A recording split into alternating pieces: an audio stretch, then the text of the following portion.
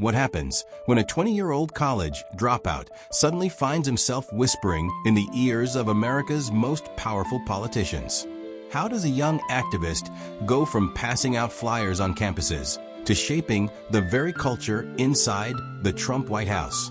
This is the story of Charlie Kirk, the founder of Turning Point USA, and how his influence shook the Trump presidency in ways most people never saw coming. Charlie Kirk was born in 1993 in the suburbs of Chicago. Unlike most political figures, he didn't come from a political dynasty, didn't climb the traditional ladder, and never even finished college.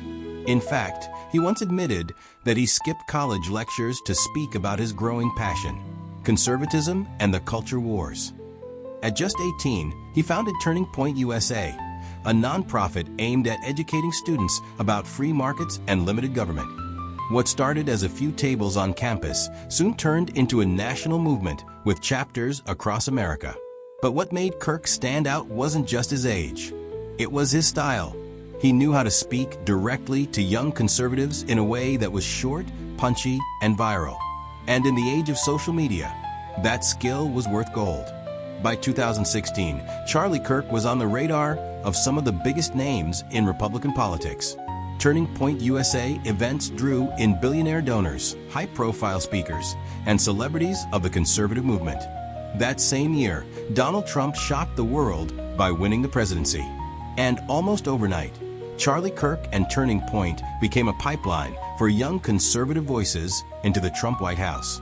Kirk was suddenly hosting panels, attending White House events, and even working with Trump family members like Donald Trump Jr. and Eric Trump.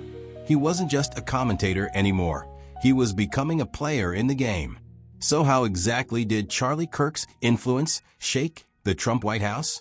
First, Turning Point USA became a recruiting ground. The group groomed young conservatives and gave them platforms, many of whom later ended up in media, politics, or advising roles. Second, Kirk pushed culture war topics into the spotlight. While mainstream Republicans talked taxes and foreign policy, Kirk made campus censorship, free speech, and socialism part of the national conversation.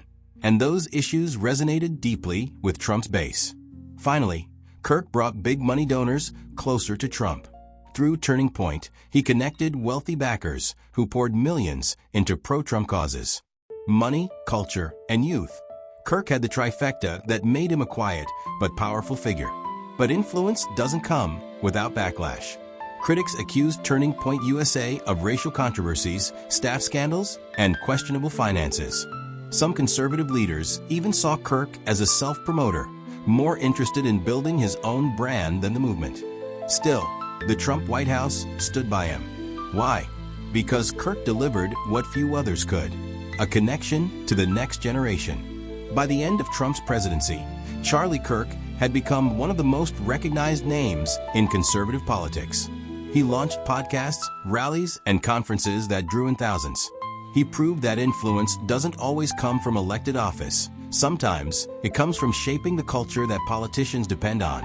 Whether you admire him or criticize him, one thing is certain: Charlie Kirk's rise wasn't an accident. It was the result of timing, social media mastery, and knowing how to speak to a hungry audience. So what do you think?